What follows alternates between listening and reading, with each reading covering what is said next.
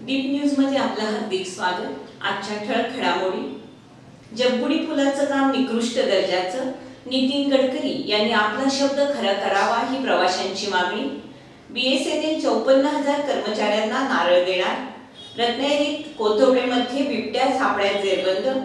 हातखंबा येथे ट्रक उलटून क्लीनर ठार, चालक गंभीर आणि उत्पादन शुल्कच्या भरारी पथकाचे छापे 1.25 लाखाची दारू पकडली। सविस्तर वृत्त। मुंबई गोवा महामार्गावरील जगबुडी नदीवर 150 वर्षापूर्वी बांधण्यात आलेला पूल आजही दररोज हजारो वाहनांचा भार सोसतो आहे। मात्र कोट्यावधी रुपये खर्च करून बांधण्यात येत असलेल्या नव्या पुलानं एकही वाहन अंगावर घेण्याआधीच मान टाकल्याने काळाबरोबर कामाचा दर्जाही कसा बदलत गेला हे अधोरेखित झालंय। निकृष्ट दर्जाचं काम करणाऱ्या ठेकेदारांना रोलर खाली घालीन असं वक्तव्य केंद्रीय मंत्री नितीन गडकरी यांनी जाहीरपणे केलं होतं। त्यामुळे आता गडकरी यांनी आपला शब्द पाळावा अशी मागणी होऊ लागली। शासकीय निधीतून होणारी विकास कामे करणारे खासगी ठेकेदार असले तरी त्यांनी केलेल्या कामावर लक्ष ठेवण्याची जबाबदारी शासकीय अधिकाऱ्यांची असते। ठेकेदारानं कामाचा दर्जा राखला आहे की नाही, ठरवून दिलेल्या वेळेत ठेकेदार काम पूर्ण करणार की नाही यावर अधिकाऱ्यांनी लक्ष ठेवायचं असतं। मात्र जगबुडी पुलाबाबत बोलायचं झालं तर अधिकाऱ्यांनी कामाकडे लक्ष दिलं नसल्याचं स्पष्ट होतंय। जर कामाच्या दर्जाकडे अधिकाऱ्यांनी सुरुवातीपासून लक्ष दिलं असतं तर पूल वाहतुकीला खुला होण्याआधीच पुलाच्या संरक्षक भिंतीला तडे गेले नसते।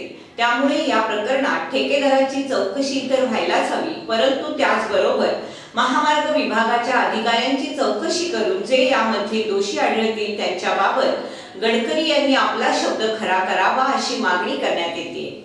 आर्थिक चणचणीमुळे डबघाईला आलेल्या बीएसएनएलला रुळावर आणण्यासाठी बीएसएनएलनं त्यांच्या कर्मचाऱ्यांसाठी स्वेच्छा निवृत्तीची योजना तयार केली। शिवाय कर्मचाऱ्यांच्या निवृत्ती वयातही 2 वर्षाची कपात करण्यात आली। तसा प्रस्ताव बीएसएनएलनं तयार केला असून केंद्रीय मंत्रिमंडळानं त्याला मंजुरी देताच या प्रस्तावानुसार सुमारे 54,000 कर्मचाऱ्यांची बीएसएनएल मधून सुट्टी करण्यात येणार आहे। बीएसएनएल आणि एमटीएनएल मधील 50 वर्षावरील कर्मचाऱ्यांच्या स्वेच्छा निवृत्तीची योजना तयार करण्यात आली। हा प्रस्ताव येत्या 1-2 दिवसातच केंद्रीय मंत्रिमंडळाकडे पाठवण्यात येणार आहे। त्यासाठी निवडणूक आयोगाची परवानगी घेण्यात येणार असल्याचं बीएसएनएलच्या एका ज्येष्ठ अधिकाऱ्यानं सांगितलंय। सध्या बीएसएनएलच्या कर्मचाऱ्यांचं निवृत्तीचं वय 60 वर्ष आहे। त्यात 2 वर्षाची कपात करून ते 58 एवढं करण्यात येणार आहे।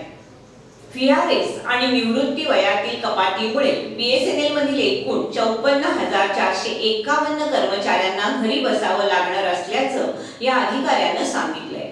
रत्नागिरी तालुक्यातील कोथवडे येथील चोरगेवाडीत सापळ्यात अडकलेल्या बिबट्याला वनविभागाच्या पथकानं सुखरूप बाहेर काढलं। चोरगेवाडी नदीकिनारी लावलेल्या सापळ्यात रात्रीच्या वेळी बिबट्या अडकला। आज सकाळी ग्रामस्थांना सापळ्यात अडकलेला बिबट्या दिसला। त्यानंतर गावाच्या उपसरपंचांनी वनविभागाला बिबट्या सापळ्यात अडकल्याची माहिती दिली। वनविभागाचे पथक त्या ठिकाणी हजर झालं। सुमारे 20 मिनिटांत बिबट्याला सापळ्यातून बाहेर काढून पिंजऱ्यात ठेवण्यात आलं।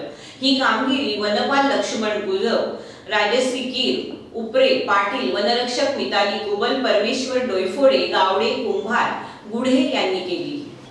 रत्नागिरी मुंबई गोवा महामार्गावरील हातखंबा येथील वळणावर ट्रकचे ब्रेक फेल होऊन तो उलटल्याने क्लीनरचा जागीच मृत्यू झाला, तर ट्रक चालक गंभीर जखमी झाल्याची घटना बुधवारी मध्यरात्री 2च्या सुमारास घडली। ट्रक चालकाला जिल्हा शासकीय रुग्णालयात दाखल करण्यात आलं असून याबाबतची नोंद ग्रामीण पोलीस ठाण्यात करण्यात आली।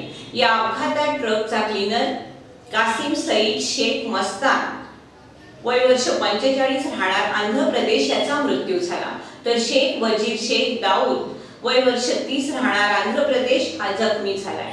दाऊद हा आपल्या ट्रकमधून ग्रेनाइटचे दगड घेऊन आंध्र प्रदेश ते रत्नागिरी येथे येत होता। बुधवारी रात्री 2 वाजण्याच्या सुमारास ट्रक हातखंबा गावातील वळणावर पुढे आला असता ट्रकचे ब्रेक फेल झाल्याने ट्रक रस्त्याच्या कडेला पलटला।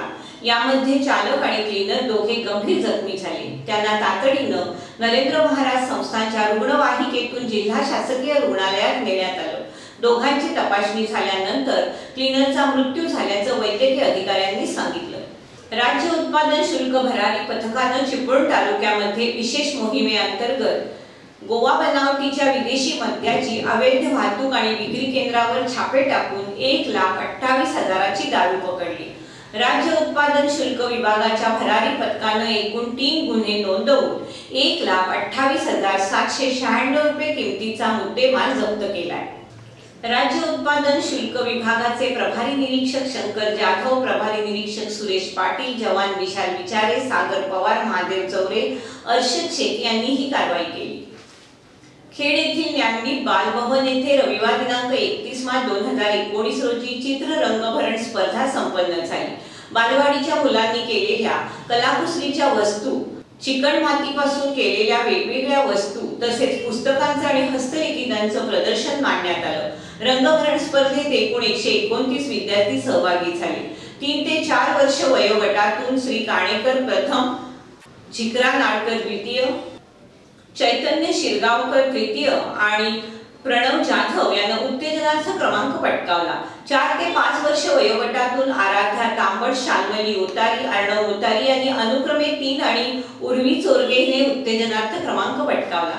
5 ते 6 वर्ष वयोगटातून संस्कृती जाधव, तीर्था पवार, सई पालाटे यांनी अनुक्रमे 3 आणि आराध्या शिगवडीने उत्तेजनार्थ क्रमांक प्राप्त केला। या कार्यक्रमाच्या यशस्वीतेसाठी सर्व शिक्षक आणि शिक्षकेतर कर्मचाऱ्यांनी काम पाहिलं।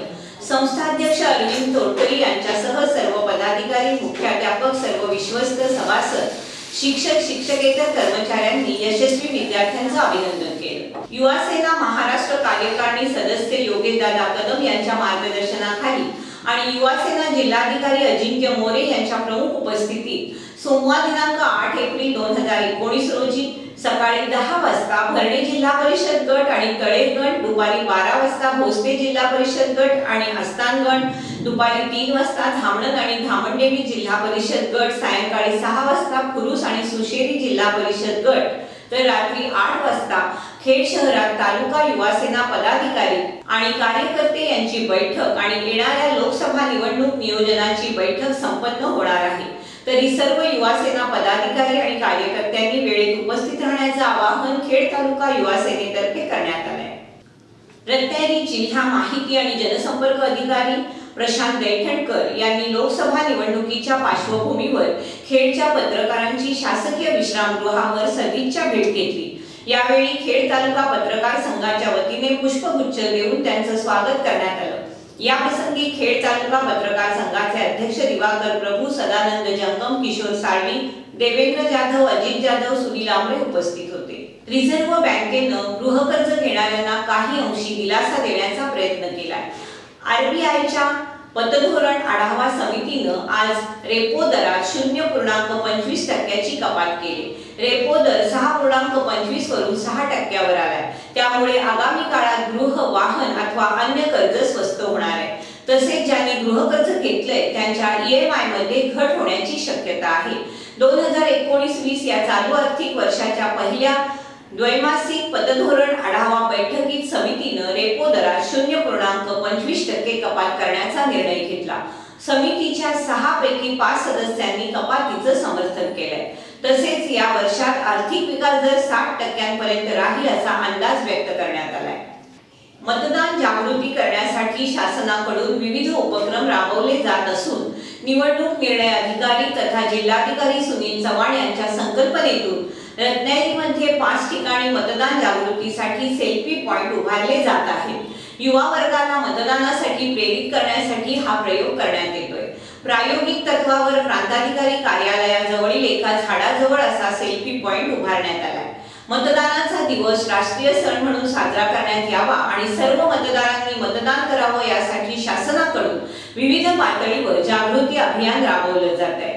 अगदी शहरामध्ये कचरा वेचणाऱ्या गाड्यांवरही स्वच्छतेबरोबरच 23 एप्रिल रोजी मतदान करावं असं आवाहन केलं जात आहे। प्रत्येक गावात मतदान यंत्र फिरवून ग्रामस्थांना बदललेल्या मतदान प्रक्रियेची जाणीव करून दिली जाते। जिल्हाधिकारी कार्यालयात आदर्श मतदान केंद्रही उभारण्यात आलं आहे। शेवटी पुन्हा एक नजर आजच्या ठळक घडामोडींवर। जगबुडी पुलाचं काम निकृष्ट दर्जाचं, नितीन गडकरी यांनी आपला शब्द खरा करावा ही प्रवाशांची मागणी। BSNL 54,000 कर्मचाऱ्यांना नारळ देणार। रत्नागिरीतील कोथवडेमध्ये बिबट्या सापळ्यात झेरबंद, हातखंबा येथे ट्रक उलटून क्लीनर ठार, चालक गंभीर आणि उत्पादन शुल्कच्या भरारी पथकाचे छापे, 1.25 लाखाची दारू पकडली. याचबरोबर दीप न्यूज संपल्या. धन्यवाद.